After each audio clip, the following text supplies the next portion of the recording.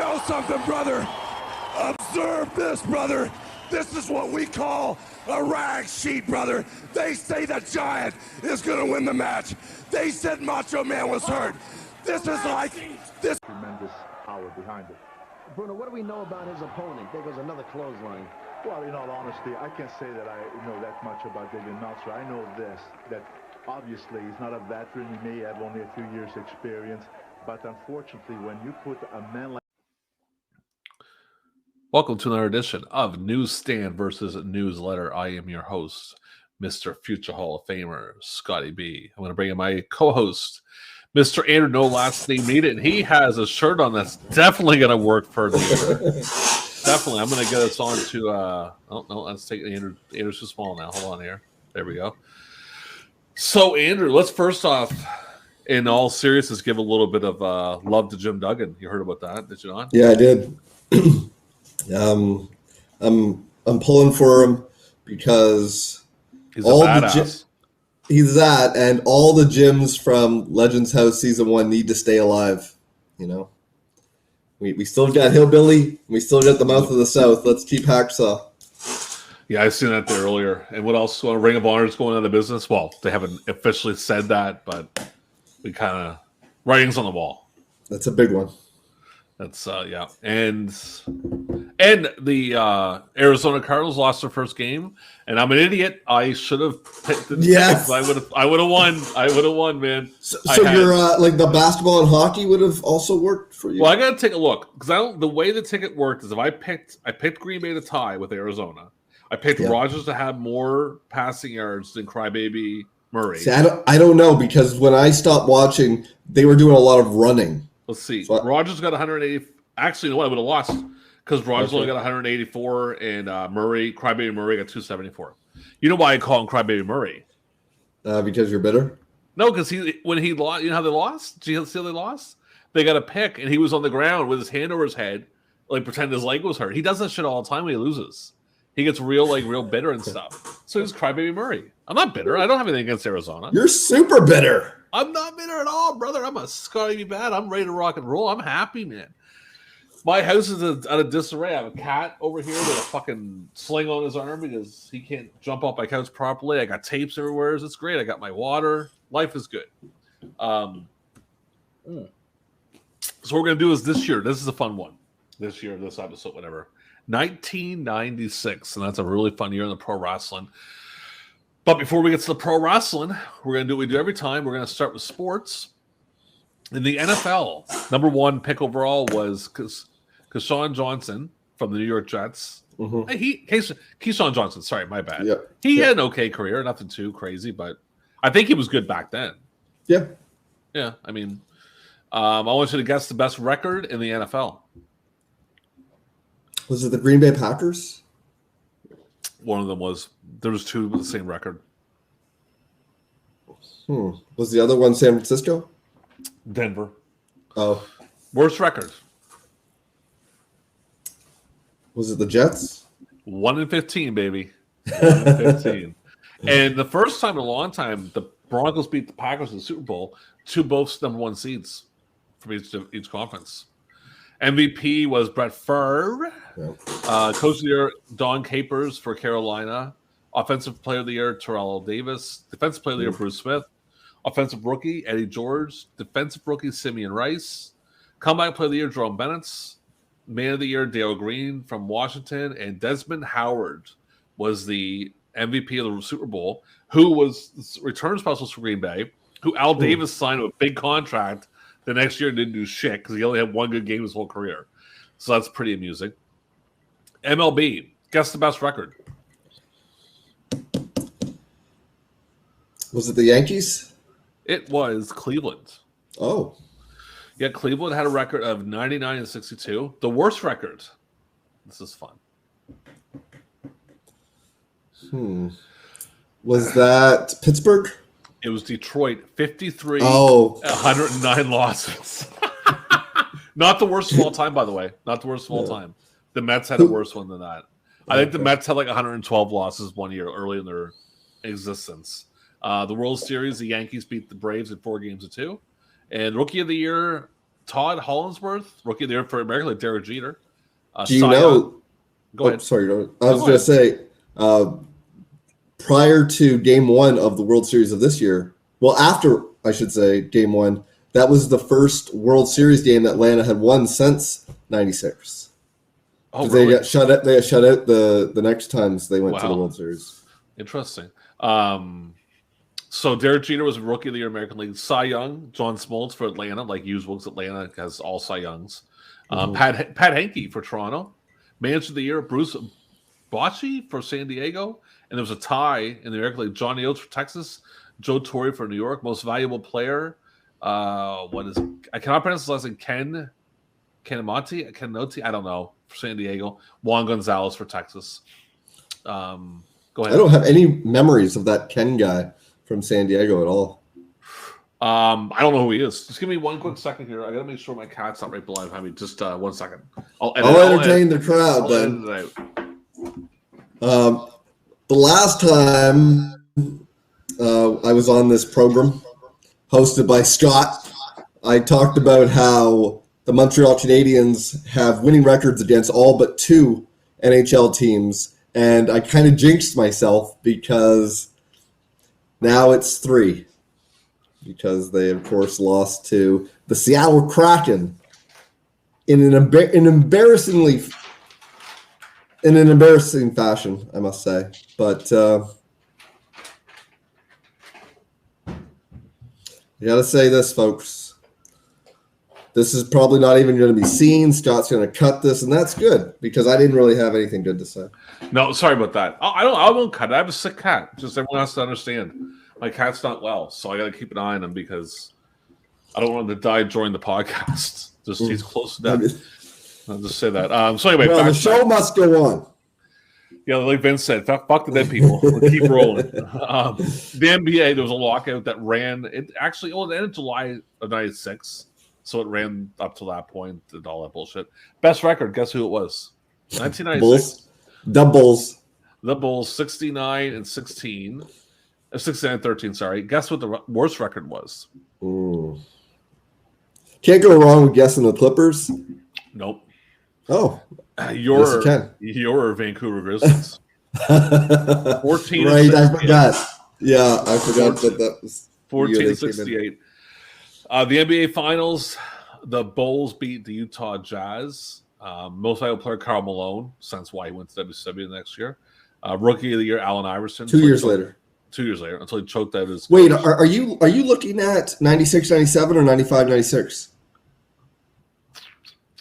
95-96. Okay. Yeah. Actually, no, 96-97. Whatever, it doesn't matter.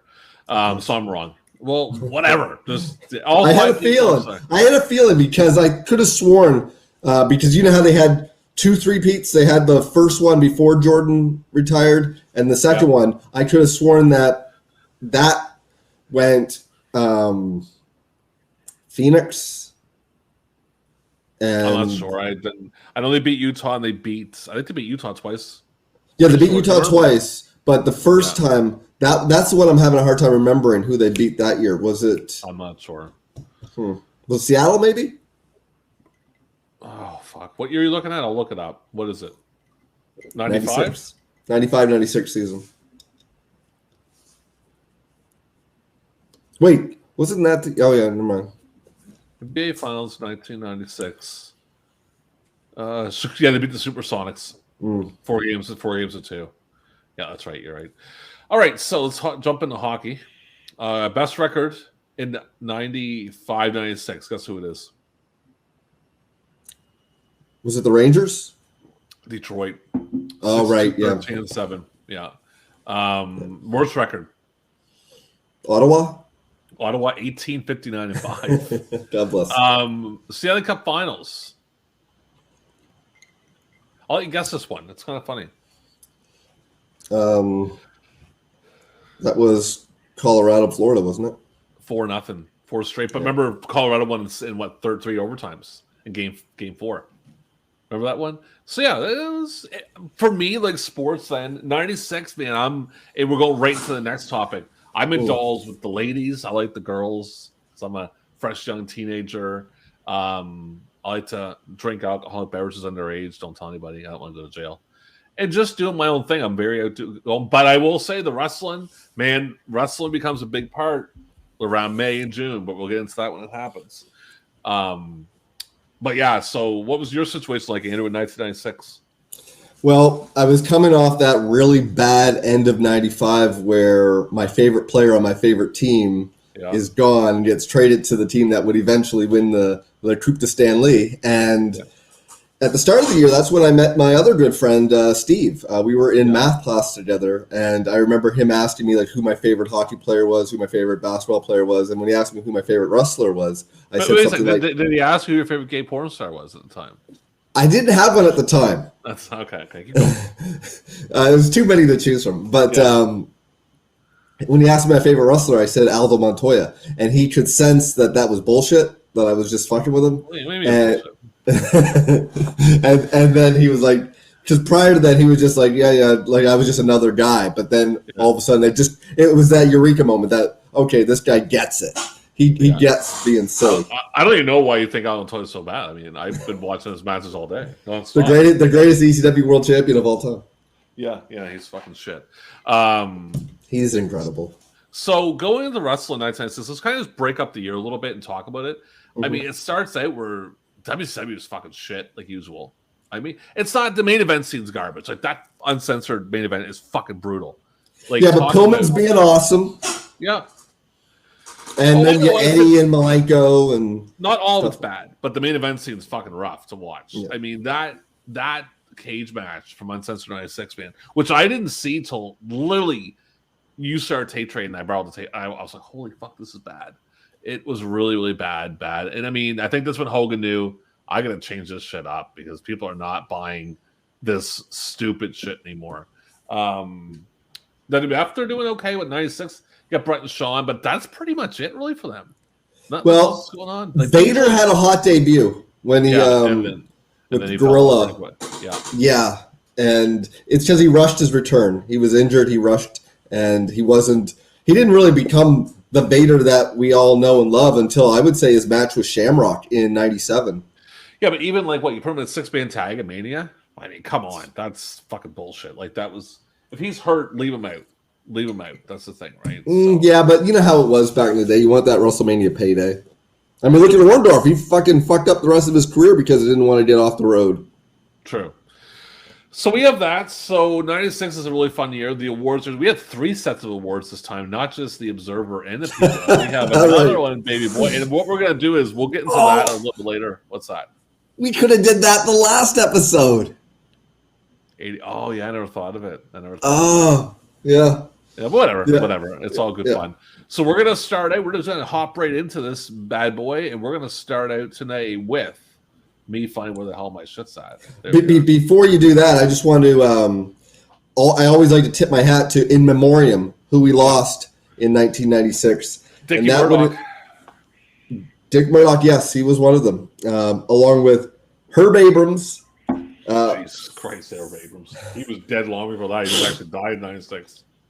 Friendly Bob Freed, Sweet Sapphire, if you will. Yeah. Ray Stevens and Neil Superior. They didn't put Eddie Gilbert in there? I think Eddie Gilbert died in 95. 95. Yeah, okay. I remember Dick Murdoch passing away. I remember Dusty saying it on the Great American Bash opening on Sundays. On the main event, which was, I was a sucker for that main event, man.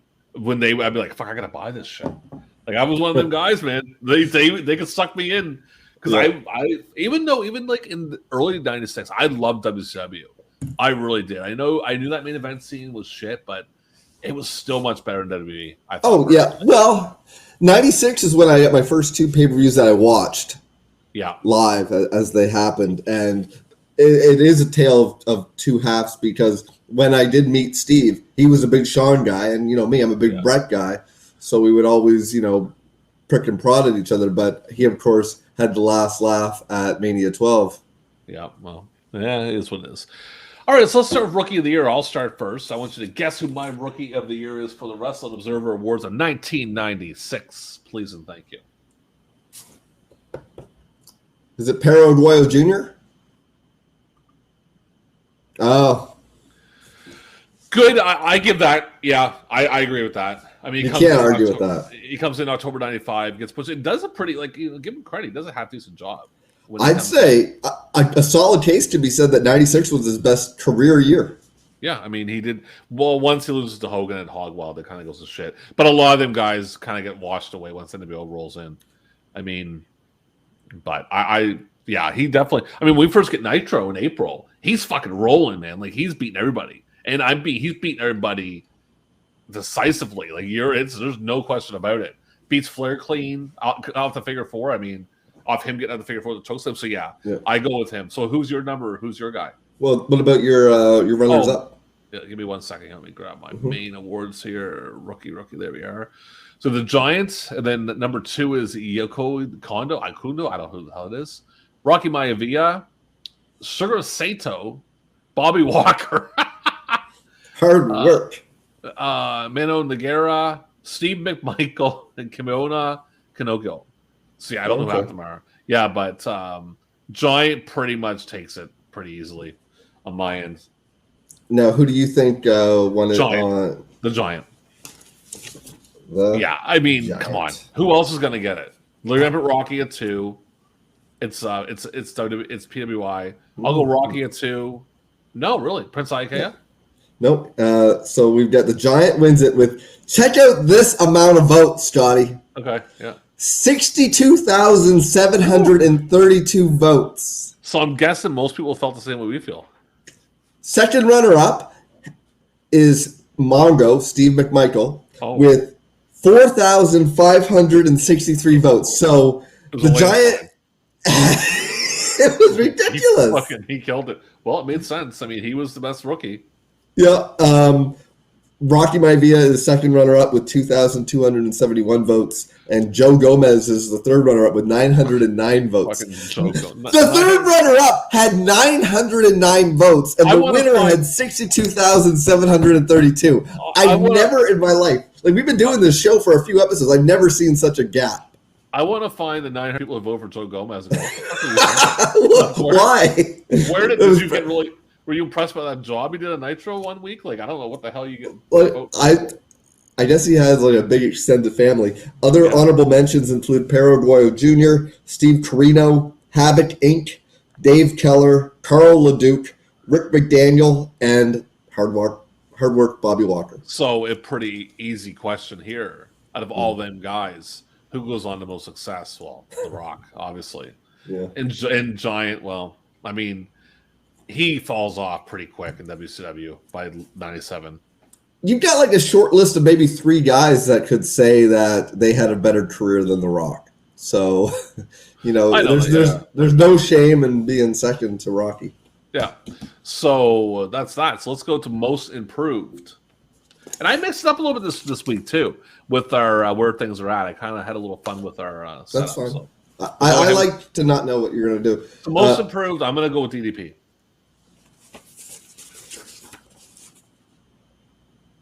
What? Why? Ahmed Johnson. Oh, I know him hurting all them people was fucking great. I mean, he did. He improved. He improved to fucking kill people. He wins it with 24,499 votes. First runner-up, Chris Benoit with 18,872 votes. He goes to a big promotion. That's why. Well, he was there in 95. Late 95. He comes in September, October, right? So. Yeah, gas. Second runner-up is Stevie Richards with 8,055 votes, and third runner-up is Taz with 7,113 votes. And honorable mentions include the Eliminators, Henry and Phineas Godwin, Goldust, Chris Jericho, Conan, and Rey Mysterio Jr. Okay, interesting. So, I want you to guess what mine is. DDP. Yeah. And I definitely agree with that. I think the Observer readers got it right. Where you look at where DDP was at, say, a year before, man, he's fucking shit. Like, he's opening match, losing, going nowheres. NWO coming in was the best thing that ever happened to him. Did he do that in 96 or was it 97 when he... What's that? Turned? Early 97. But early 97. By late 96, you're getting that vibe that he's a cool shit. And I mean, the best thing that happened was Kimberly leaving. Like, not Kimberly leaving. Who was he affiliated with? Yeah, he was affiliated with Kimberly, but she wasn't with And them. Max Muscle. Yeah, like all that shit. He goes out in his own, man. And I remember that, like you could tell he's going somewhere. And then 97, but anyway, his skyrockets at that point. I mean, but good for him. The original People's Champ.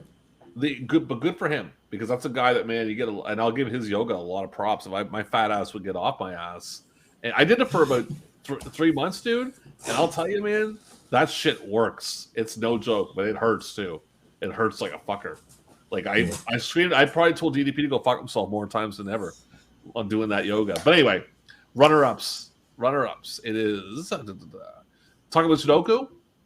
Juan Akiyama, which is interesting because he was already pretty hot by 96. Steve Austin, Mark Merrill, Yuji Nagata, Rob Van Dam, Marcus Bagwell, Halloween, Atani, and then on Wednesdays, Perry Saturn, Pitbull, Louis Piccoli, Reggie Benoit. Who the fuck is that? Chris Reggie Jericho, Bennett. Chris Jericho, Hazu Tanu, Tenzon, sorry, and Triple H, the game, misimproved. But that was DDP. What do you think about that? How do you feel? Yeah, who still was approved? DDP. Yeah, and I initially when you said Austin, I was confused, but then I could see it because his 95 was. There's a reason he was fired. I mean, he was wearing long tights. He didn't seem like he was into it. And would you be if you were basically promised a top spot and then Hogan walks in with Duggan and all that? No offense, Duggan being sick. I'm not trying to hurt. That's kind of bad to mention his name right now. But it's just, I think he didn't admit to the fact that Hogan walks in with Duggan, Honky Tonk Man, all these guys, and there goes your big push to the top. Your boy Brutus. Yeah, you kind of like think, well, fuck this. This is wasting my time. But regardless, DDP, yeah. Austin's a good case. I mean, obviously, by late 96, look at Austin. I mean, again, we watch wrestling enough. King of the Ring, as much as WWE likes to say that's when it all turned, it was not when it all turned around. It was the Brett feud. But even so, DDP's more deserving because you could go back a couple of years and see that Austin was on top of the world. You know, he was like a really good worker. With DDP, nobody thought like 94 that he would ever amount to anything other than Johnny B. Bad fodder. Yeah, exactly. All right, so the next category is Manager of the Year, and you were up first, sir. And I'm gonna guess Sonny. You're right. I'm a guessing fucking machine tonight. And if you look, that's a WWF superstar holding a Pro Wrestling Illustrated plaque. Yeah, it's 1996. They don't care at that point. Things are different. They're fucked. But anyway, go ahead with your honorable mentions. The first runner-up is the Mouth of the South, Jimmy Hart. Second runner-up. You didn't think Jimmy Hart's 96 was worthy of... Not even close, but anyway, keep going. He did have a hand in managing the world champion. I guess. Yeah, I guess. But he was kind of just there. But anyway, keep going. He was very there. Like, as soon as the NWO came, Jimmy Hart became WCW Saturday Night. Yeah. Jim Cornette is in second place, Bill Alfonso in third, and honorable mentions include Paul Bearer, Hillbilly Jim, Teddy Long, Jose Lothario, Sherry Martel, Clarence Mason, Colonel Robert Parker, Kevin Sullivan, and Woman. But if you're voting for Jose Lothario, I just have so many questions. Called you're 7 years old, don't know any better. That's basically, you're a big Michaels mark. You're a big Michaels guy. This doesn't take off as much if the Shawn Michaels from 95 is the world champion instead of the Shawn Michaels that is carrying around his senior citizen trainer. It didn't make any sense. It blew my mind. Like, it was just such a fumbling of the concept of everything. You'd think they would have learned their lesson from the previous year when they took everything that was cool about Diesel and said, here, put on a Santa Claus hat and a goofy smile. Fuck, yeah, that was bad. Guess what my guy is, my Manager of the Year? I'm thinking.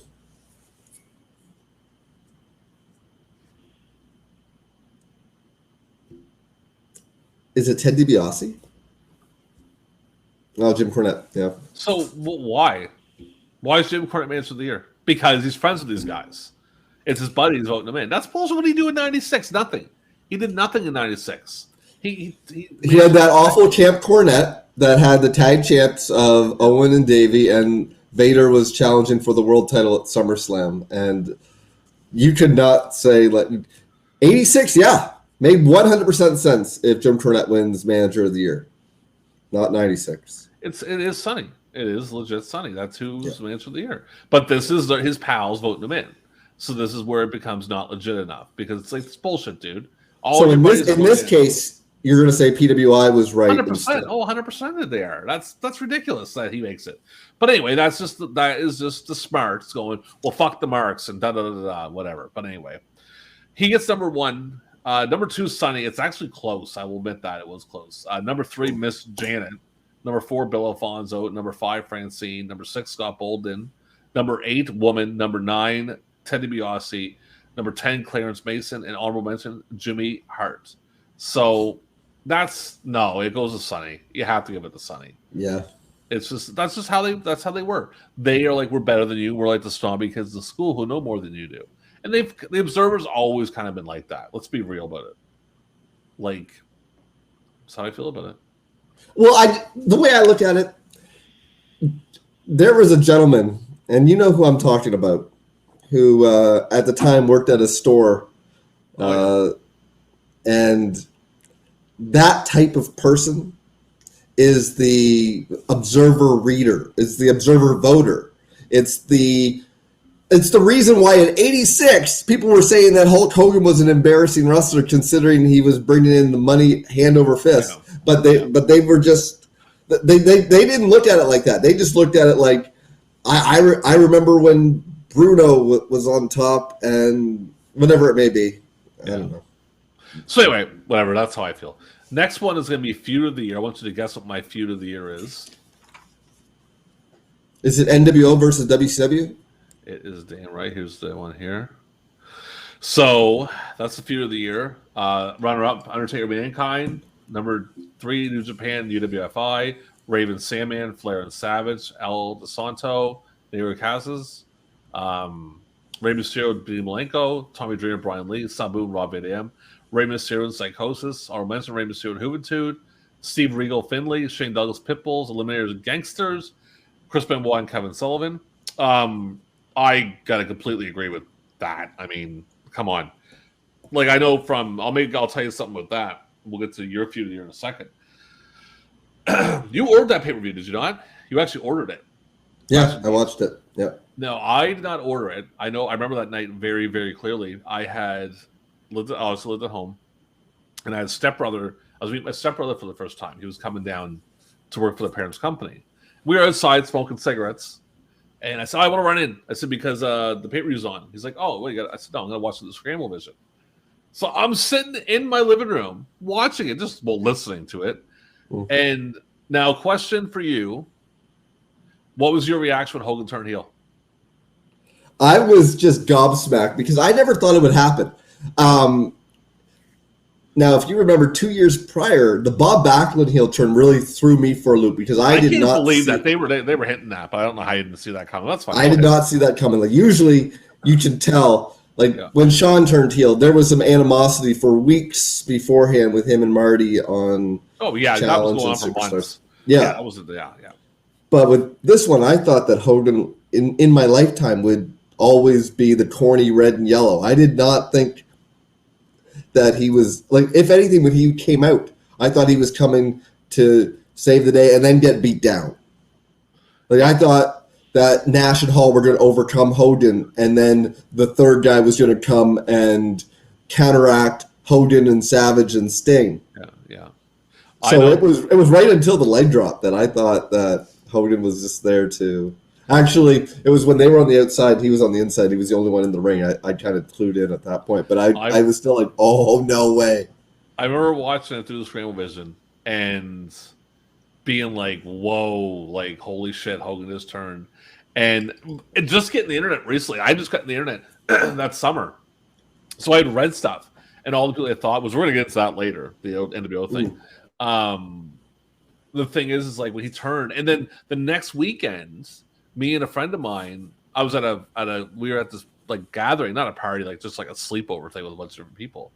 And remember, Nitro was on at 1 o'clock. Dude, it was 1 o'clock. It was time to watch Nitro. Because I didn't know what happened. I didn't know Hogan didn't come out. But from that point on, man, Nitro was the show to watch. Oh, 100%. Before then. Like, but, I mean, as soon as it came, like, we had the Saturday version, you know how it is. You had already read about it online. You knew the results, but it was still so cool to see because it was so much better than the Disney tapings of Worldwide that we were getting on ATV for way too long. When the A show, like, we weren't even getting the A show, we were getting the C show. Yeah. But I'll tell you, it just felt like Canada was a non-entity. And that's why even like in 97 when WCW was killing it in the States, WWF was still huge in Canada because of just the way they were treated by the TV. But I'll tell you this, man. When Nitro was like, that was it. Like Saturday afternoons at 1, even though I knew what happened. It was that we were watching. We got it in April of 96 on TS. We got April 96 on CTV. And then we got it in TSM, what, 97? Yeah, it was, I think, October 97. It was either, I believe the first episode was Perry Saturn defeating Disco Inferno for the TV title. And I was super jazzed because Saturn's way better than Disco Inferno. Well, it was just like, it was so much better. But anyway, that's my thing about Hogan turning heel. It was awesome. I was like, and I was a Hogan guy. And I mean, I wasn't a Hogan guy in 96 before he was shit. But I was like, Hogan got me over there. Hogan got me to WCW. He's the one that got me to go over there to watch it. So 90s, like, that was a great fucking feud when it started, man. It was all about who's the next guy. They were killing it, I think, right up to Starrcade. I mean, Starrcade, after Starrcade, it started to get watered down. But right up to around Starrcade, they were killing it. It was such a... I would say even sold out. Because if you think about it, it just exposed the idea of having the NWO as like the main thing. Like, you needed WCW because when I'm in Starrcade 96. I'm in Starrcade 96. I know, but I'm saying like after that, to Starrcade 96, you still had a lot of tension with regards to Hogan and the Giant because Giant was the first person to leave the NWO. Yeah, but it was just the execution of Sold Out was so piss poor that there was it was. Yeah, just thoughts that. So what, I'm gonna guess the same for yours. Actually, WWF versus WCW. Oh, interesting. Yeah. I mean, I guess you could go at that rate. That's a toss-up. Like, because I've been actually keeping a running tally over which ones we think did a better job with their award that year, and I honestly I can see a case either way. But NWO and WCW was a real feud. WWF and WCW wasn't it was a feud, but it wasn't an in-ring feud. So I got WCW and NWO. That's the way I look at it. I can't argue with it. I think that's a solid. They're both solid choices because it makes sense. Because prior to the Monday Night Wars, it wasn't really a battle. It was clear 1 and 2. Yeah. And anyway, the first runner-up is Ric Flair versus Randy Savage. Keep going. Oh, you didn't do your runner-ups? Did I do my runner-ups? It's late here. I know I did them. You go ahead. Yeah, you did. Yeah. Second runner-up is Mankind versus The Undertaker. Mm-hmm. Third runner-up is Jamie Dundee versus Wolfie D. And honorable mentions include Steve Austin versus Savio Vega, the Body Donnas versus the Godwins, Tommy Dreamer versus Brian Lee, Tommy Dreamer versus Raven, the Eliminators versus the Gangstas, the Giant versus Sting, Goldust versus Ahmed Johnson, Harlem Heat versus the Steiner Brothers, Shawn Michaels versus Davey Boy Smith, Rey Mysterio Jr. versus Psychosis, NWO versus WCW, and Raven versus Sandman. So it was an honorable mention. It wasn't even a runner-up. That's insane. That's ridiculous. Yeah. On to the next one. Sure. We're gonna go to you, Andrew, with your where are we at? Editor's Award. Editor's Award. Who do you think won it in '96?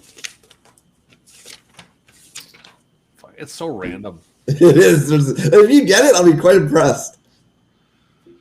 Herb Abrams. I don't fucking know. Danny Hodge. Why? Nothing against Danny Hodge, but why is he Does he retire or something?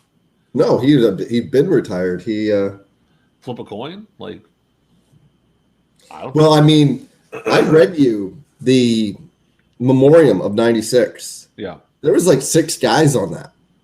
Yeah. Wait until the next episode, folks. You're in for a treat. Half of the episodes of memoriam.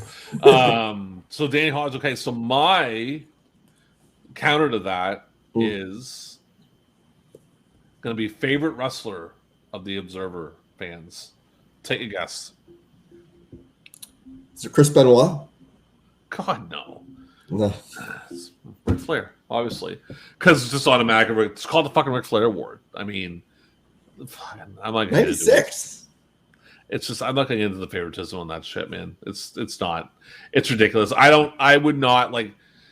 Let's just skip past. Let's get to that award. Well, who would you say won that one? PWI or Wrestling Observer? Neither. It doesn't make any sense either way. Either way. So we're gonna go. This is the last award before we go to our halftime break. Mm-hmm. This is gonna be match of the year. Okay. We're gonna go pretty big, and I'm up first. So I want you to guess what my match of the year is.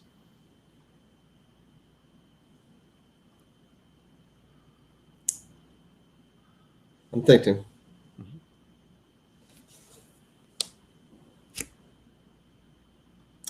Is it Vader and Oki? They didn't wrestle in '96. Yeah, Tokyo Dome. No. Masahiro Misawa Yokoyama versus Steve Williams and Johnny Ace at June 7th, Tokyo, Japan. And that was a good match. That was on one of the tapes that I had. What tape's that? I had an All Japan '96. Was it on one of your comp tapes? I got a fly in my face. Was it on one of your comp tapes? No, it was on. Actually, yes, it was. What's the name of what comp tape is it on? What name is it on? Assault comps. What's that again? You said too quick. My name is Andrew Lascelle. I promote this page on Facebook, unlike you, who's afraid of his mother finding out that he has a podcast devoted to wrestling. No, it's respect to that. I just don't promote it because But regardless, you don't promote it. I'm out there giving us 42 views on the last one. Yeah, I know. You're killing it. You're killing it. It's great. I mean, hopefully we get to 100 this time. We'll be fucking rocking and rolling. It's just I don't need people getting into my private life. That's what I'm saying. But regardless, okay. So that's match of the year. My runner-ups are going to be Rey Mysterio and Juventud Guerrero, Dick Togo, Men's Toa, Saru, Takamichinoku, and Funaki versus whatever. It's a long match. Masahiro Misawa Yokoyama versus Kawada and Tawu. Bret Hart versus Shawn Michaels at Mania. Rey Mysterio versus Psychosis. Bret Hart versus Austin. So that gets better. That's lower than Michaels and. Well, it's also in November, so I don't know how much time because I don't know how it is for the Observer, but I know with. Keep going. They go right to December because there's a December match in here. Right, but when do they start accepting ballots? I'm not sure. That's the thing. Like with PWI, I believe they start accepting ballots in like August. Okay. So Shawn Michaels and Diesel, Ultimo Dragon and Otani, Rey Mysterio and Psychosis. I'll mention Shawn Michaels and Mankind, Bass Rutten and Funaki. Not the Funaki we think about. Kabashi and Kawada, Rey Mysterio, Ultimo Dragon, Rey Mysterio and Dean Malenko, Misawa, Yokoyama versus Johnny Ace and Steve Williams. A different match. No, Inoki versus Vader. Yeah. Rey Mysterio and Ultimo Dragon versus Psychosis and Heavy Metal. So that is that. I'm guessing your match of the year, Shawn Michaels and Brent Hart. You're correct. Yeah, it's not match of the year, dude. Sorry. No, it's not that great. It's one of those matches where if you see it once, that's it. You're good. Yeah. You don't ever need to revisit that match. And a match of the year should be rewatchable. It should be something that you can watch multiple times. You can't watch the Iron Man match more than once. You do your honorable mentions and stuff, and I'm going to tell you what I think my match of the year is, and it's personal opinion. Now I'm going to get some more water while you're doing that, so you read off your mentions there. Sure. First runner-up is Shawn Michaels versus Mankind. Second runner-up is Sabu versus Rob Van Dam. Third runner-up is War Games.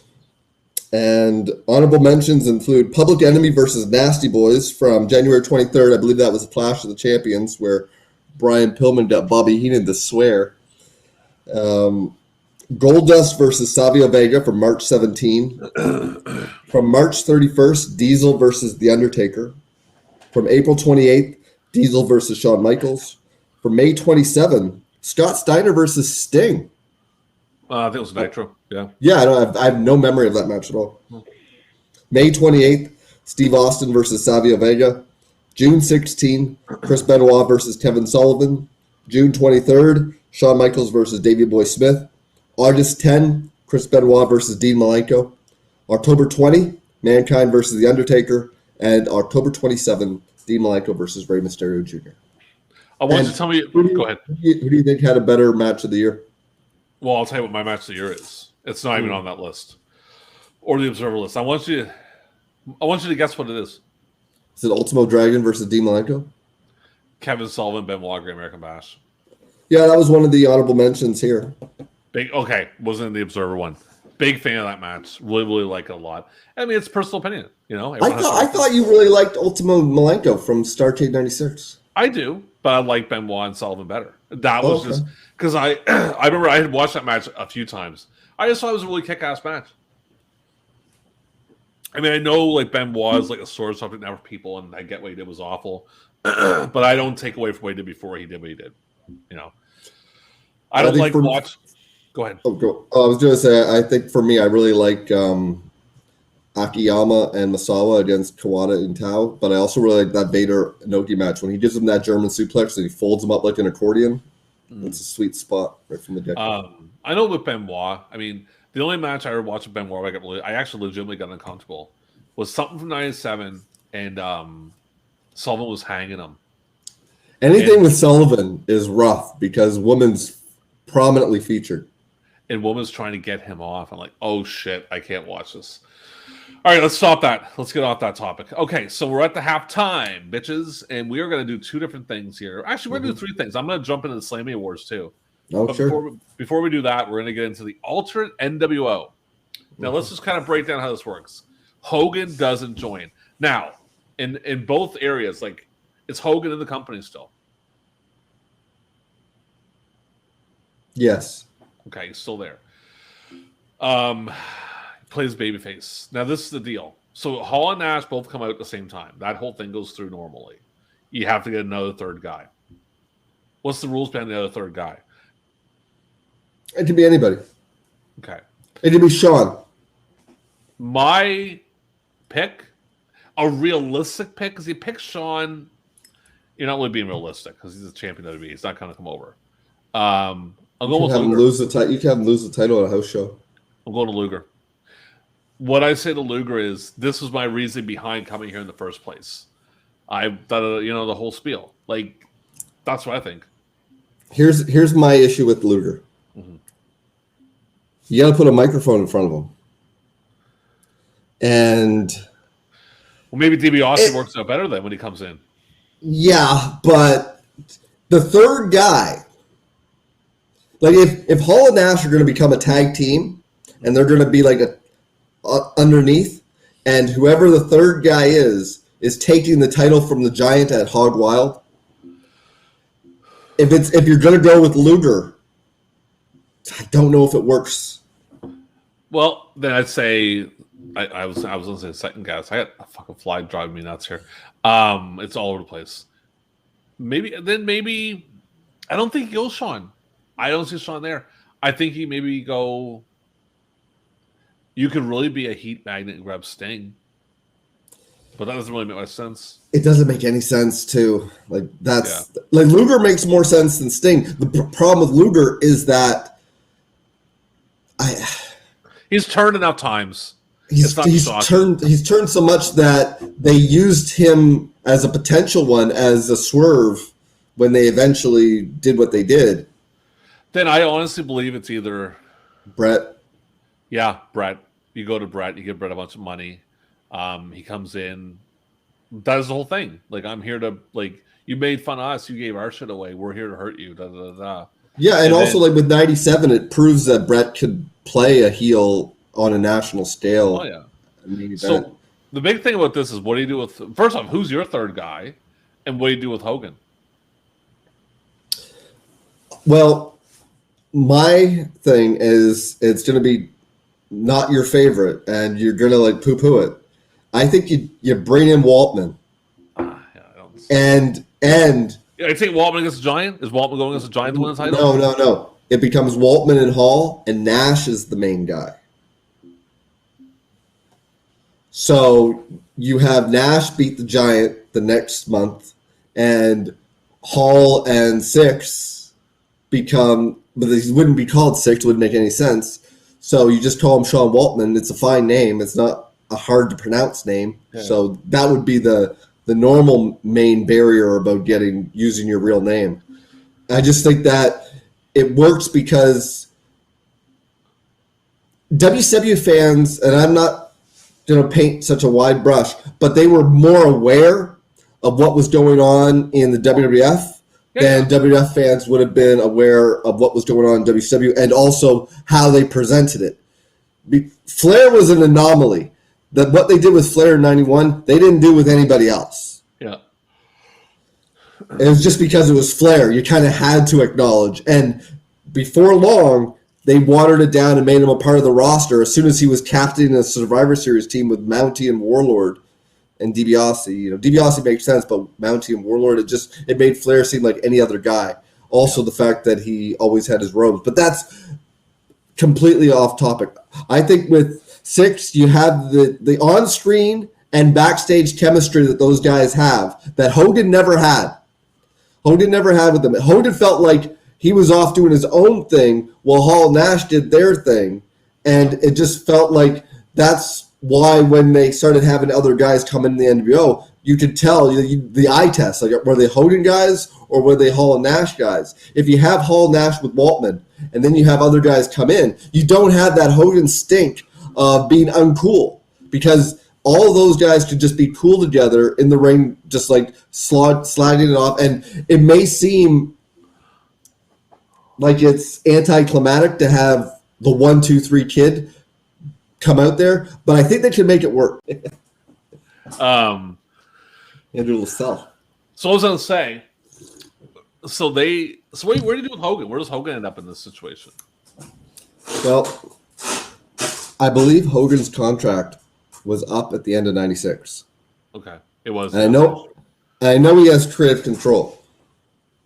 But I'm thinking he just exists in his own world, kind of like Undertaker did during the Canada versus US thing in the next year in the WWF. Like, you could have him be Giant's stuff that he does after he loses to Nash, and then you could still have the Dungeon of Doom, and Hogan's battling the Dungeon of Doom while the NWO is for battling. A third year? Oh my God, it'd be awful. Jesus Christ. Well, the plan is to get him out of there by Starrcade, and if he's not going to do the job to Nash on his way out, then you just have him in something completely meaningless, but you still have him because he still has name value. True. All right, so we're going to go to the Slammers, and we'll get to the last one there at the end of the show. Slammers are going to be... These are some of the awards. Best Buns. That's got to be Sunny, right? Oh, it's Sunny. Best Slam and Jam and Entrance. Holy fuck, this is stupid. God. I don't even know who... Slam and Jam and Entrance. Undertaker? No, fucking Shawn Michaels. Put a fork in him, he's done. Best finisher. Is it the super kick? Sharpshooter. Oh, okay. Crime of the century. Don't even fucking guess, dude. Just I'll tell you. I have no idea. Fucking stupid. Vader beating up Gorilla. New sensation in the square circle. I'm Ann Johnson. I'm talking. You can't shut up. For the biggest mouth, Jerry Lawler. He's a fucking idiot anyway. Best thread, Shawn Michaels. Blue light special for worst dresser, Jim Cornette. WWF's greatest hits. All of this. So Undertaker drives Diesel into the abyss. When does this occur? The Slammers. Look that up. That's what I was writing for Mania. Never mind. Minds behind the mayhem for Manager of the Year, Sonny. Lifetime Achievement Award for Eddie Blassie. Most embarrassing moment, Jay Lawler kisses his own foot. Is fucking stupid. Square circle, shocker. Shawn Michaels collapse after Owen kicks him in the head. Master of the Mat Mechanics, Shawn Michaels. Best music video, Bret Hart. U.S. Match of the Year, Shawn Michaels versus Razor Ramon for SummerSlam 95. So I guess we're doing the 95 shit. because it's at Mania, so. Which WWF champion, past or present, in attendance is Hall of Fame bound Bret Hart, leader of the new generation, Shawn Michaels. That's what it is, man. Like, fucking garbage. Fuck that company. They're a bunch of fucking idiots anyway. So let's get back into the awards. We're running pretty long here, so we gotta get done eventually. Well, remember, you gotta do some snipping. Oh, I know that, but still, it's running long on my end. It's getting late, brother. Okay, so the next one is going to be the best baby face. Who's up next, me or you? It's you. And I'm going to guess Shawn Michaels. Correctamundo, holding the award. Oh, look at that. They're actually giving them awards in there. Look at that. Yeah. So what's I wonder when the first year that is, because we'll be doing these, so I wonder if this is the first year that the WWF, because I don't remember them doing it in 94, and they didn't do it. No, maybe it was. That or 95. I think 95 they still thought they were in good, but they weren't. So anyway, keep going. So Shawn Michaels wins it with 28,859 votes. First runner-up, Randy Savage with 14,248 votes. Second runner-up, Sycho Sid Vicious with 9,451 votes. These fucking idiots. Third runner-up, your boy, The Undertaker, with 8,062 votes. And honorable mentions include Tommy Dreamer, Bret Hart, Antonio Inoki, Ahmed Johnson, Lex Luger, Rey Mysterio Jr., Sabu, The Sandman, Sting, and Savio Vega. My guy. Guess who my guy is? I'm thinking.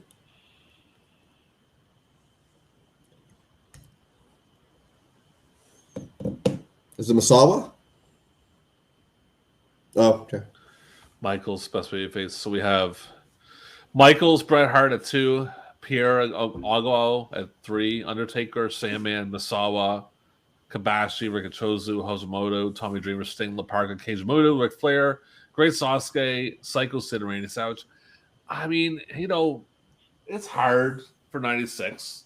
Because 96 is going into the year where we're kind of starting to get that shade of black a little bit. So I really thought that this may have been the last year where this award seemed like it made sense. Mm-hmm.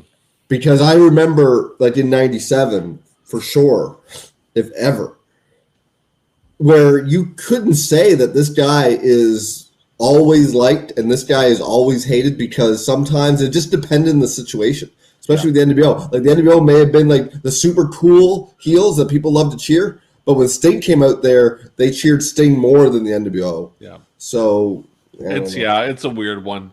I guess we'll stay with Michaels on that one. But it is what it is. Tag team of the year. I'm up. Guess who it is for me? Is it the Holy Demon Army? Oh, Masawa. Okay. Yeah. Let's see here for our main awards. So Eliminators are 2. Holy Demon Army is 3. Williams and Ace is 4. Crawford and Furnace is 5. Chono and Tazon is 6. Toyota and Suminota is 7. Harlem Heat, Takamuchinoku and Funaki, Owen Hart and David Boy Smith, the Gangstas, Kevin Nash, Scott Hall, Rick and Scott Steiner. I mean, more than likely, yes, probably Misawa and the Akiyama. I've always said it. I love Japanese stuff. Don't really know what's what year. You can show me something from 94, 95, 96, 97, 98. I love it, but I don't know the fucking dates. So I can't pick the tag team of the year in that one. So that's my personal thought. But anyway, I'm guessing your tag team of the year. That's a tough one. I'm going to go with the Goblins. Harlem Heat. Harlem Heat, that makes sense. Yep, that makes sense. Harlem Heat wins it with 21,211 votes.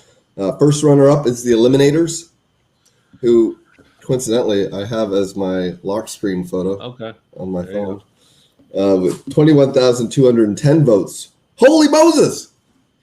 So Harlem Heat wins it with 21,211 votes. Yeah. And the Eliminators have 21,210 votes. So one person. One vote. That's really cool. Yeah. The Steiner brothers are the second runner-up with 10,569 votes, and the third runner-up is the Gangstas with 5,567 votes, And honorable mentions include Jun Akiyama and Mitsuharu Misawa, the Body Donnas, the Godwins, Lex Luger and Sting, the Nasty Boys, Public Enemy, the Road Warriors, and the Smoking Guns. Interesting. All right.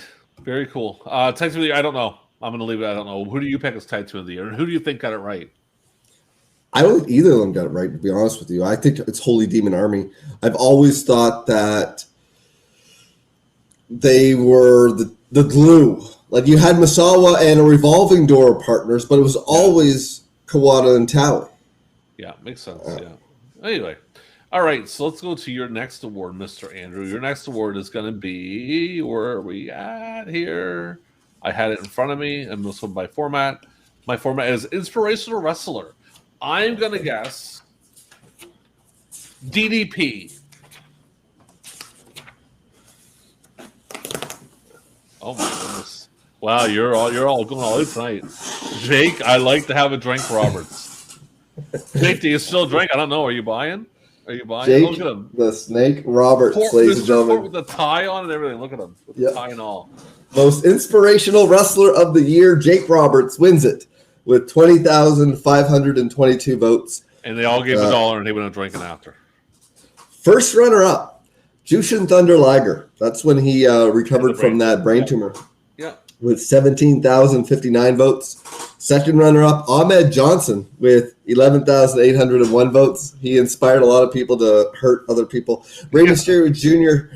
with 10,571 votes. And honorable mentions include Antonio Inoki, Shawn Michaels, Sabu, The Sandman, Randy Savage, Sting, John Tenta, and Sycho Sid Vicious. That's, yeah, okay. The hell with that. So my award is Most Disgusting Tactic by a Promotion. And I want you to guess what it is.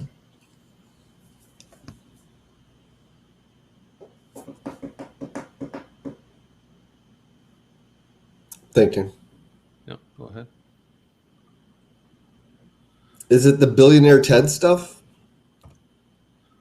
Oh, yeah. That whole angle, man. Like, that was garbage. Like, you talk about Vince being like, listen, no, Vince, you're pathetic. That's stupid. That shows that you look at that angle, and it shows Vince was desperate. He lied. He's like, puts it on Jim Ross, but it's Vince's idea. It's fucking bullshit. It was horrible. It was stupid. It was dumb. The fact is that the new Diesel was like in the Final Four, and the Rumble was even more dumb. Number 2 was Gene Oakland lying on the fucking hotline like he always did. Number 3, Pillman and Austin gun angle. Number 4, WCW using racist characters like Sonny Ono. I don't see how that's racist. ECW's Crucifix angle. Horace Rivera's, you know what I'm saying, Rivera. Jesus Christ, name Michael's manager. I'm getting tongue-tied. Jose Lothario. Yeah, okay. It's one or the other. Having a heart attack. ECW's uses of Tyler Finnegan or Sandman's kid. WWF Billionaire Ted skits. WWF Michaels and Diana Smith angle. And WCW advertising Brian Pillman for Uncensored. But I thought he was going to be at Uncensored. And it just in the last second he didn't go to Uncensored. For a Pillman. Yeah, I believe he worked Eric Bischoff. Yeah, pretty much because, well, yeah. So that's that. But yeah, that Razor and fake Diesel shit was fucking stupid. That was dumb, really dumb. The next one is gonna be most hated / heel of the year. Guess who mine is? Is it Hulk Hogan? Oh, Steve Austin. Yeah. I'm gonna go through through everything else. 1 second. Best heel. Chono's number 2. Douglas is number 3. Fuck that. Hogan's 4. Taz is 5. Mankind 6. Kevin Nash 7. Raven 8. Flair 9. Pillman and Scott Hall. And I'm going Hogan with yours. Yeah. There he is holding all the nominations, Mr. Hulk Hogan. And let me go through your honorable mentions and we'll discuss who should be what. So go ahead. So first runner-up is Goldust. Second runner-up is Jerry the King Lawler. Third runner-up is The Giant. And honorable mentions include Arn Anderson, Steve Austin, Chris Benoit, Shane Douglas, Farouk, Scott Hall, Mankind, Raven, Davey Boy Smith, and Big Van Vader. So my thing about this is you got to go with Hogan, man. I mean, even if you don't like him, you got to go with Hogan because he fucking killed it as a heel. I get in 98, like late, when he gets to the late 97, 98, it's stupid. But 96, man, when he comes out in the black and shit, it was fucking huge. Do you not agree? Oh, absolutely. Like, changed it. Like, people give Hogan all the hate they want, but it changed everything. It has been co-opted by everything. Everything's a world order, whether it be a blue world order, Latino world order, or outside of wrestling, they could say like Penn's world order or Macy's world order, and just have that logo, small letter, big letter, small letter. It's synonymous. It's crazy. And I think it's funny how WWE, WWF is like, oh, DX, get the fuck out of here, man. NWO was cool because this is what it was. Hall and Nash were cool because they were a lot cooler than they were in WWF before they left. Hall was doing fucking diaper matches for crying out loud, and Nash was doing nothing. Well, it was okay. You bring them in, they're wearing cool clothes. Remember No Fear? Remember that old T-shirt? Yes. But back then it was cool. They're wearing Can't cool listen to that clothes. right now. I'm recording. Oh, back then they're cool. They are like they're badass, and you bring Hogan into the mix. The interview. Remember the old school commercials, which I'd love to bring up right now. Like just that voice, the voice, like they kicked so much ass, and everyone can say what they want, but they changed wrestling. That's the fucking end of it. And argue it if you want. You can argue it all you day long, but they changed wrestling, plain and simple. Okay, yeah. We're on agreement. So the next awards is going to go to you, Andrew. It's going to be Comeback Wrestler of the Year because I don't have that award either, so I have another one. So you give me your Comeback Wrestler, and I'm going to guess. I'm guessing. Oh my! I'm going to go with Hogan. Actually, Sycho Sid Vicious. What's he really? Well, I guess he main event at Mania. No, he did main event next year. He didn't do much in '96. He wins his first world title. Oh yeah, he beats Michaels. That's Survivor Series, I guess. Like, but really, yeah. Well, yeah, it is what it is. Who's the runner-ups? Well, Sid wins it with 19,321 votes. First runner-up is Jake the Snake Roberts with 13,503 votes. Second runner-up is Farouk with 10,645 votes. And third runner-up is Animal with 6,396 votes.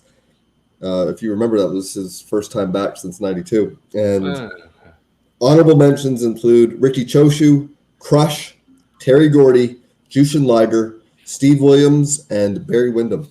Why am I not on there? I came back since '89. I did 65 matches in '89 and lost them all within 2 minutes. I did well, but anyway, different. I don't know. I guess you can go with Sid. I think Hogan somewhat. I mean, that's what I think, but whatever.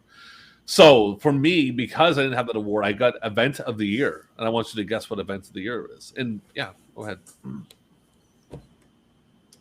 Is it Bash at the Beach? Right here. Oh, yeah. The date, it got voted, but it was actually 95, but it still got voted for 96 because it was December 13th of 95 Super J Cup. I love the J Cups, but I found they had too many of them. At this point, I can't keep them all straight. But J Cup is probably awesome. So there was also a Super J Crown, which happened in 96, but this is for the Super J Cup 95, which I remember for the Benoit Jericho match. That's what made me turn the corner on Jericho, because prior to that, I just thought, But then, yeah. So I have the runner-ups for this one. WCW Great American Bash is 2. New Japan 96 Battle Formation is 3. New Japan Skydiving is 4. World Wrestling Peace Festival is 5, which I don't know how many people fucking seen that, because I never seen it. I don't know if it's taped. WrestleMania 13, Bash at the Beach. It's below WrestleMania 13, which is like, what? You mean 12? Sorry, 12, yeah. That's dumb. Yeah, New Japan G1 and J Crown first night. New Japan J1 and J Crown finals. Honorable mentions Survivor Series. New Japan 96 Wrestling World in Tokyo Dome. Pancrase Tokyo Tough. And that's that. But yeah, that's like Bash at the Beach should be higher. I mean, Great McMaster is very, very good. Bash at the Beach should be like in the top 5. But that's what it is. And the last award, Mr. Andrew, the regular ones, we're going to go with Wrestler of the Year, and I'm going to guess Mr. Shawn Michaels for PWI. Actually, this guy. Oh, the Giant. Yeah, that's not bad. The Giant wins Wrestler and Rookie of the Year. The problem with that is he doesn't have a good second half. Yeah, he wins it with 22,449 votes. The problem is, the guy that beats him, he has the match with Flair at Clash. Yeah. He has the match with Savage at Havoc. And then the Piper match happened after the votes were already in. So he only had 2 matches. I'm not saying Hogan should be it. I'm not saying it should be Hogan. I'm not saying that. I'm not saying that you're saying it. I'm just saying that if they're going to have a WCW representative fair enough. To win Wrestler of the Year, it's really a two horse race. You can go with Flair, maybe Savage. They were kind of out of it by March. Yeah, April, I should say, and I don't know. Well, anyway, so who's your honorable mentions? So Giant wins with 22,449 votes. First runner-up is Shawn Michaels with 20,866 votes. Second runner-up is Ric Flair with 9,242 votes. Third runner-up is Ahmed Johnson with 6,987 votes. And honorable mentions include Steve Austin, Goldust, Hulk Hogan, Kenta Kobashi, Conan, Lex Luger, Raven, The Sandman, Randy Savage, and Sting. Goldust is a weird one in there. I don't like the Goldust part of that. That's kind of silly. All right, Intercontinental. So guess what mine is? Is it Shawn? Oh, Kobashi. Yeah, Kobashi gets it. He gets it with, let's take a look here. Him and Shawn are real close, man. Like over under 100 votes. Shawn's at 2, Masawa's at 3, Toyota is at 4, Monsieur Jr.'s at 5, Hashimoto's at 6. Mark Coleman is not a fucking wrestler, isn't he a shooter? It starts. Okay. Yeah, here we go with that bullshit. Takada's 8. It's only going to get worse. Dan Severn's 9. Steve Austin's 10. Sasuke, Bret Hart, Chris Benoit, Muda, Kawada, Ric Flair. I mean, honestly, man, I know you're not a fan. I'm going to go with Michaels in this one. I think Michaels should be getting Wrestler of the Year. He has the longest year. Even though it's Michaels and all, it's just like, great. I go with him. I think that Masawa is probably the best wrestler.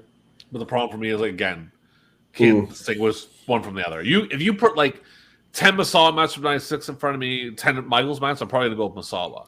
But I need to know, like, I can't judge it not knowing what year is what's what. Yeah, but I mean, even so, like, I'd say Michaels this is probably his best year in ring since his Midnight Rockers run in like 86, 87. I really liked his stuff with Rose and Summers. But it's different. Tag team in a dying promotion is different than holding the title and being on top when, for the first time, your company is losing to the competition. Yeah. Giving him Wrestler of the Year, it would be like giving Diesel Wrestler of the Year when he was the all-time lowing performing champion. So I could see a case going overseas. I don't think anybody in WCW had a solid case for Wrestler of the Year unless you were, you really put a lot of weight into the Sullivan matches for Benoit or Rey Mysterio or Malenko. Yeah, Rey Mysterio's a good shot too, because he had a pretty good year. Yeah, but even so, all those guys, it's different. Main event is different than undercard because undercard completely interchangeable, really, if you think about it. The main event's what sells the show. And Shawn Michaels was not. He was not selling shows, so they give him Wrestler of the Year. See a little thing at the bottom there, my little news thing at the bottom. Oh yes. So she must have been so upset by that filing for divorce. That's Michaels. So anyway, I'm just going to throw up our news things. I forgot to put this up earlier. Who would you say did better there, the Observer readers or the PWI readers for Wrestler of the Year? More than likely, again, I haven't seen, I probably seen a bunch. Probably the Observer readers. I imagine Kobashi had a better year than Michaels did, or than Giant. So you know what that means? So I did a running tally. 2 victories for PWI, 3 ties, and 3 victories for Wrestling Observer. And honestly, I think that feud of the year could easily go either way. Yeah. With, it Well, being the WCW fact that versus WWF or it NWO was versus not in the ring. That's my argument for that one. And I want you to keep an eye on something there. I got a little fun just for you there. That's a very funny thing. When I was looking up our news, I seen this. I'm like, what the hell is this shit? I guess I don't know. So let's jump into some secondary awards. You can start on your end, and then I'll come to my end here in a few, or predictions. Yes, I've got some predictions for the year that would be 1997. So here is Justin Ballard from Boston, Massachusetts. Boston, Mass. There we go, Red Sox. No Patriots, go Red Sox. Shawn Michaels will retain the WWF World title. The WCW World title will change hands 29 times and eventually settle in the hands of the Booty Man. Ric Flair will win his 24th world title, then lose it 3 days later to the NWO's newest recruit. This is not WCW 2000, by the way, but keep going. Doink the Clown. Sunny will become so beautiful that no human will be able to look at her without turning gold. That changed very much these days. Shawn Michaels will defeat Big Van Vader at In Your House 19 after being powerbombed through a table and dropped from a second-story balcony. My God. Here is David Miller from Oaktown, Indiana. In the main event of the inaugural WWF Uncensored, Dale Earnhardt will defeat Bob Holly in a racetrack rumble. Oh, what the fuck, man. Like, come on. Why is this shit even getting printed? Farouk will win the WWF World title from Shawn Michaels after blasting Michaels with a chair handed to him by Sonny. Jerry Lawler will become a fan favorite in the WWF, but will remain hated in the USWA. Steve Austin will win the WWF Intercontinental title at WrestleMania 13 and go undefeated throughout the rest of the year. Ric Flair and Randy Savage will defeat Kevin Nash and Scott Hall for the WCW World Tag Team titles. Jeff Jarrett will win the WCW US title. Chris Jericho will defeat Rey Mysterio Jr. for the WCW Cruiserweight title at some point, then lose it to Eddie Guerrero. Does he beat Mysterio? I think I'd see that's tough because there's a lot of like unusual reigns during that time. You've got Six, you've got Hoovy, you've got Alex Wright has a. I want to think he beats Mysterio, but keep going. It's possible. I know he does. No, he beats him in '98 when he's doing his heel stuff, but that's different. This is babyface Chris Jericho that we're predicting. A tournament will be held to crown a new WWF Women's Champion. Aja Kong will narrowly defeat Goldust in the finals. In an attempt to bolster its weak tag team division, the WWF will sign the Multis, the Renegade Joe Gomez, and the Masked Assassins. The Ultimate Warrior will fade even further into obscurity. What's with these people in Joe Gomez? What's happening with Joe Gomez? Why the fuck does he get so much attention in this magazine? He does get his fair share. And one last prediction. This is from Steve Lowe in Devon, England. He said, bored and disillusioned with WCW, Sting will enter the WWF. Dusty Rhodes will enter the WWF as a commentator on Raw, and the ratings will plummet. The Sandman will change cigarette brands. Bret Hart will regain the WWF World title from Shawn Michaels and then feud with Brian Pillman. Psycho Sid, Jake Roberts, Farouk, and the New Rockers will leave the WWF. Hacksaw Duggan, John Tenta, Randy Savage, Arn Anderson, and Ric Flair will either retire or join another promotion. Raw will move to Tuesday nights, thus ending the WWF-WCW Monday Night War. It probably would have happened in this day and age. They probably would have moved it, but yeah. Yeah. All right. Tuck tail and run. Jump into mine. Got a couple. Most outstanding wrestler, Rey Mysterio. I'm not going to do the runner-ups, man. I'm just going to jump right into that. Mm-hmm. Most unapproved. Guess who it is?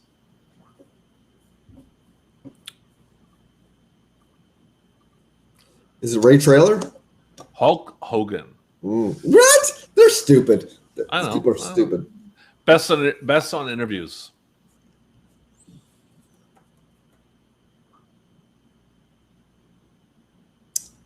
Is it Flair? Steve Austin. Oh, and yeah. guess who's number 2?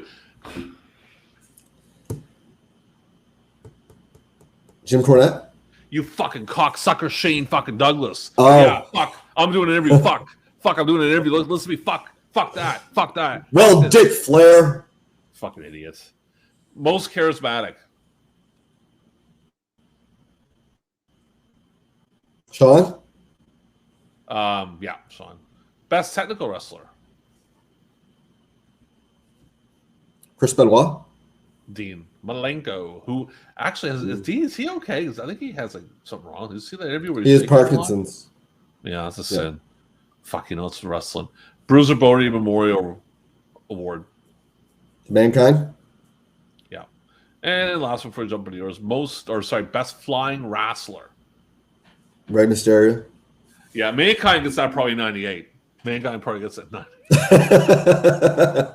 So it's about 96. I'm surprised Rob Van Dam didn't win it because he was high all the time.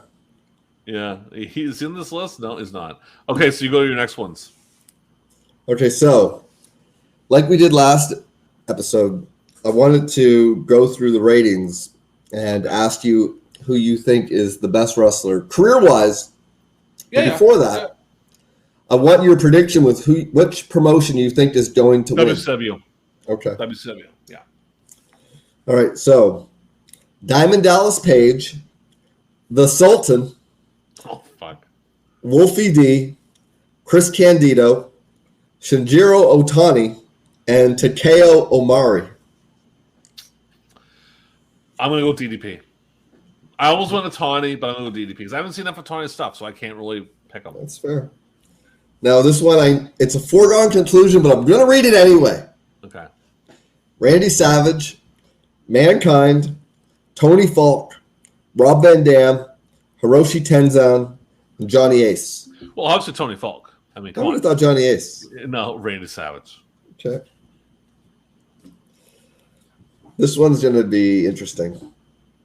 Chris Benoit, Big Van Vader, Brickhouse Brown, Too Cold Scorpio, Satoshi Kojima, and Rob Van Dam.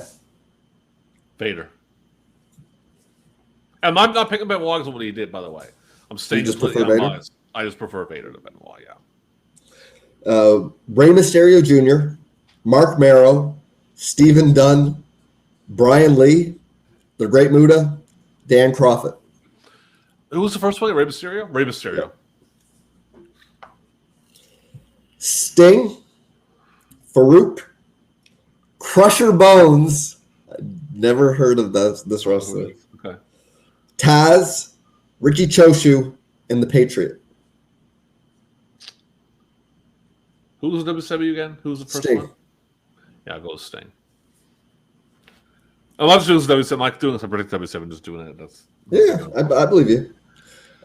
Lord Steven Regal, The Undertaker, Mike Samples, Sabu, Kurosawa, and Stan Hansen. Hansen.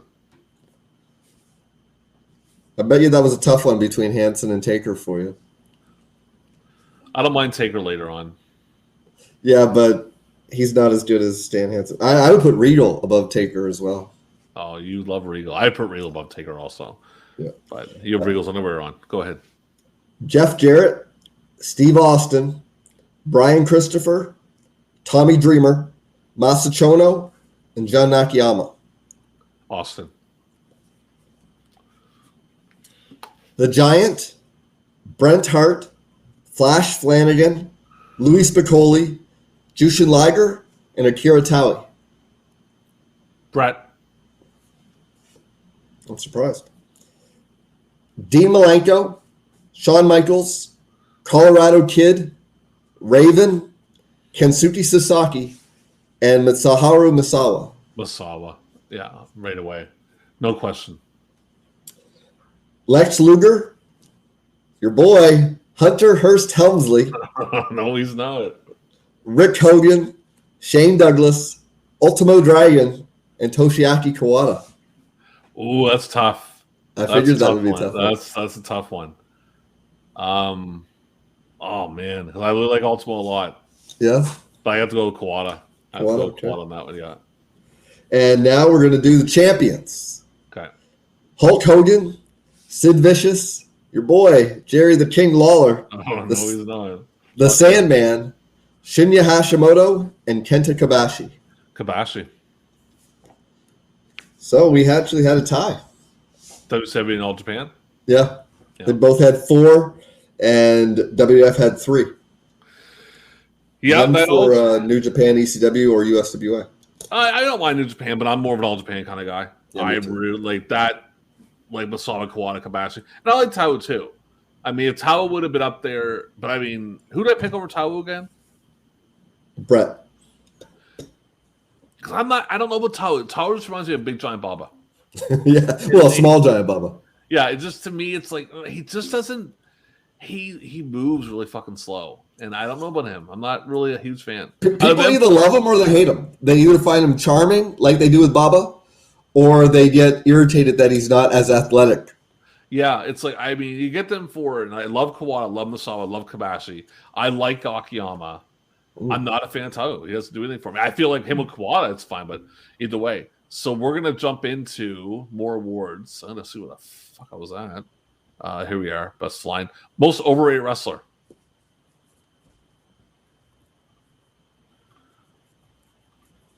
Is it Hogan? It's Hogan because they're just pissed off at Hogan. God, man. I mean, yeah, he was horrible. All that good shit he was doing, like bringing wrestling back, but that's fine. Most underrated wrestler. Like, okay, if I can just go back. Yeah. If this is 95, I have no argument. Oh, definitely, I don't. Yeah, 100%. Like, that makes sense to me. Like, yeah, he should have been out of there, but then he reinvented himself for the first time in a long time, like since Rocky 3, and it was off to the races. But they're just bitter. Exactly. Most underrated wrestler. Is it Benoit? Leif Cassidy. Oh. Best television announcer. Is it Jim Ross? Joey Styles. Oh. Yeah. Worst television announcer. Is it Gorilla? Dusty. Oh. Gorilla doesn't even make the list. I don't think Gorilla's do much then. We already did best major wrestling card. Worst wrestling card. Uncensored 96? Yeah, and that's a pretty good pick. That's a fucking shit show right there and a half. Like, well, there was also In Your House Beware Dog, if you remember, with the lights going out. Let's see if that's up there. Hold on. Let me go back to it again. Yeah. I had it right in front of me. Here we are. Beware Dog's in there. I'll tell you what it is. Uncensored and Slamboree, World War III, Hog Wild, EFC2. I don't know what the fuck that is. Beware of Dog, WrestleMania 12, Halloween Havoc. It wasn't that What? They're stupid. I had to stop and think, like, what are you talking about? Super Brawl, and then In Your House in April. I don't know. They just don't like WCW. That's just how it works, man. I'd say an under the radar bad pay-per-view is the February 96 In Your House with Brett and Diesel in the cage, and Sean and Owen for the if Owen wins, he gets the Mania main event that 0 people in attendance are at home. Everyone knew it was going to get it. It's like, they're not going to bullshit. But okay, so best wrestle maneuver. I honestly have no idea what they're going to say. Is it Diamond Cutter? No, Ultimo Dragon running Liger Bomb. Diamond Cutter's up there. He's up there. Best color commentator. Is it Heenan? Lawler, which I guess Lawler isn't that bad yet. Wrestler's least favorite wrestler. Sorry, reader's least favorite wrestler. Is it Hogan? It's Hogan. Yeah. Yeah, that's the thing there. I think you're frozen on me there, real quick. No, that's just my facial expression. I'm just stunned. The worst wrestler. Is it Steve McMichael? Loch Ness. But Michael doesn't even make the list. What? Yeah, he doesn't even make the list. Hogan's there, Duggan, Sid, Giant Baba, Warrior, Booty Man, Sandman, Renegade, 911, and Max Muscle. So I don't know. They're all good picks, but Mongo's in a league of his own with shit, Worst tag team. Is that the Godwins? Yeah, it's the Godwins. They kind of suck. Worst TV show. It's a fucking big. It's they definitely voted this. Is it Raw? That AWF. Oh yeah, That yeah. infomercial shit. I forgot that was still. See, I always didn't think about that as being 95. I never think of it as being 96. But yeah, what was it? Warriors of Wrestling? It was bad. Worst manager.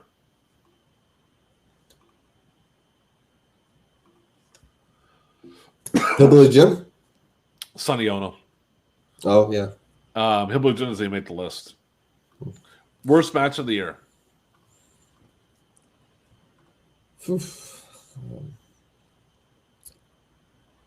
Warrior and Goldust? No, that fucking shit match was uncensored. We talked about this. Oh on the yes, show. yes, of course. Yeah, like that's the worst match of the fucking decade. was I thinking? No, Hogan War is pretty bad. Worst feud of the year.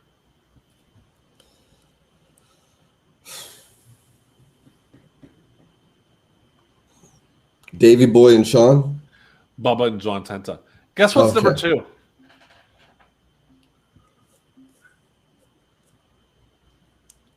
I have no idea. WCW versus NWO. What? Yeah, that's number 2. These people are stupid. That's I'm sorry, but Oh no, that's ridiculous, man. That's there's no 98, 99. I can see it. Yeah. 96. 96. Hottest, No. hottest thing on TV. Hottest thing on TV. Bringing all. Let me explain something. Not to cut you off. I want to explain how hot it was. We mentioned this person earlier in the podcast. My mother, who scares the living fucking hell out of me. I was watching Nitro one Saturday afternoon when Hogan was heel. My mother was doing laundry, and I'm in the room, the basement room that we all watch TV in. I'm watching. She comes in with her laundry and says, "Holy shit, Hulk Hogan's a bad guy now?"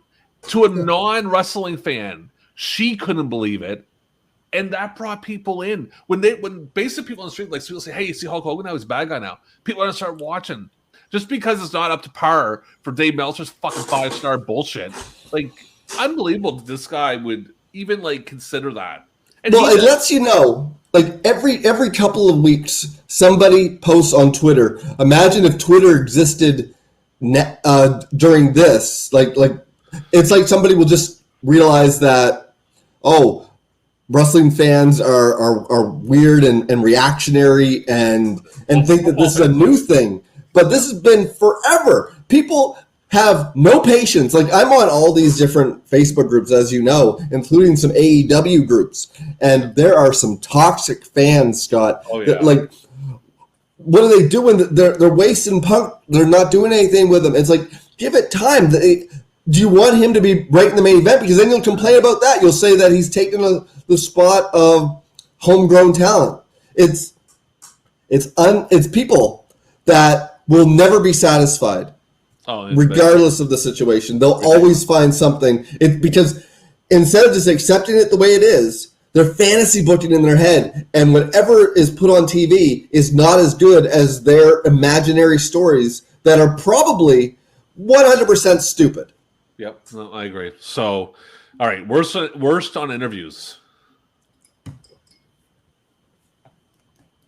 Is it the Giant? Ahmed Johnson.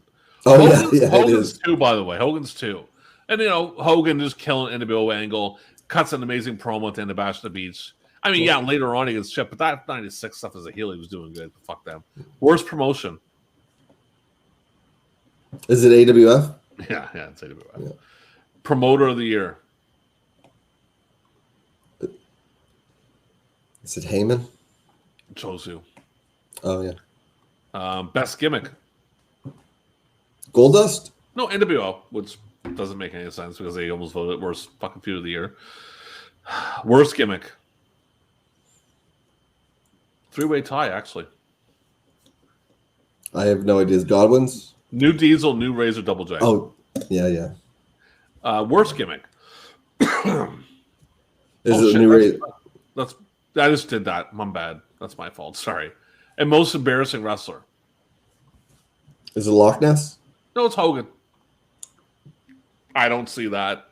Hogan dressed in fucking black, looking like a badass. Like, think about it. Like, maybe if the year ended in June. Yeah, that's fine. But Hogan... Yeah, no argument.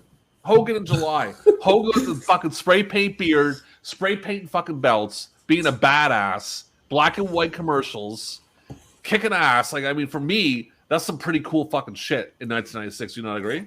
Well, say what you will about the Mark Mags, as newsletter readers will claim.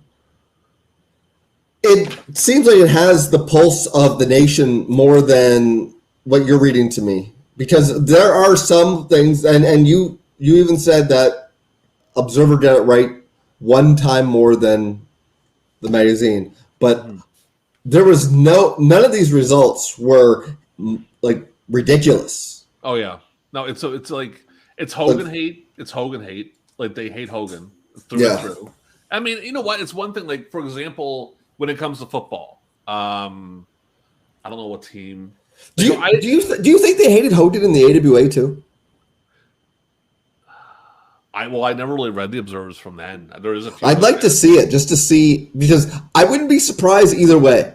I could see where you have the fans that are anti-Vince and will cheer whatever the competition's doing, and then you also have the people that have zero patience and they should have put the title on Hogan. He sucks now, or it's work rate. You know, it's all about what they don't care about reactions or ticket sales. They just want to see, you know, suplexes. And I don't think he did, because he gave Hogan a lot of props in like '83, where I remember reading the yearbook and it's like strongest wrestler and all that jazz. But I look at this, and this is just, it is literally Dave Meltzer and his fucking cult followers hating on Hogan because he tells them to hate on Hogan. No, I disagree there, because I think if you read Dave, I think he sees the value in Hogan in '96. I think that's purely his fan base were the types of people who would turn it off when the cruiserweights weren't on.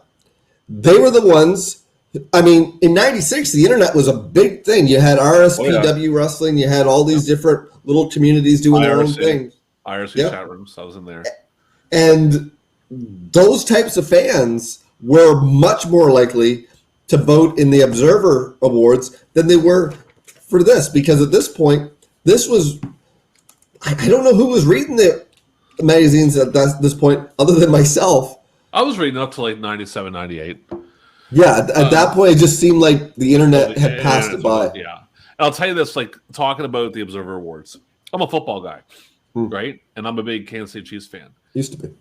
I fucking hate the Las Vegas Raiders with all my fucking heart, right? But I'll say this about the Las Vegas Raiders, and this is being unbiased. When they drafted Derek Carr, Khalil Mack, and Amari Cooper in the same draft, I'm like, they stole the fucking draft. That's awesome. And I'll admit that. I'll sit there and admit that. I'm not going to fucking lie. These guys don't like Hogan. That's fine if you don't like him. But I'll tell you right now, in WCW 1996, in the middle of fucking August, they were watching Nitro and they were watching the last segments with Hogan. And they weren't hating on them segments because they knew they were good. Did Hogan get shit in 97? Yeah, he got horrible. He got garbage.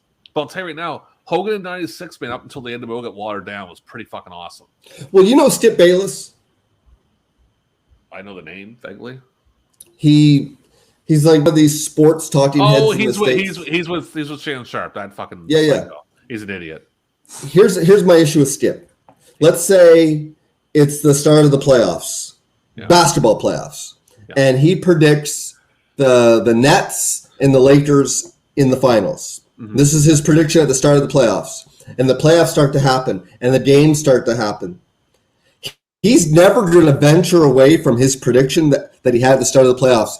If the team that he picked is doing awful and it doesn't look like they're able to defend and they're not playing the full four quarters, he's still picking them the next day, regardless of what happened on the field, because he has his predictions and he sticks by it. And the Observer readers, they have their preconceived notions and they're not going to change their mind regardless of what happens, because Hogan sucks.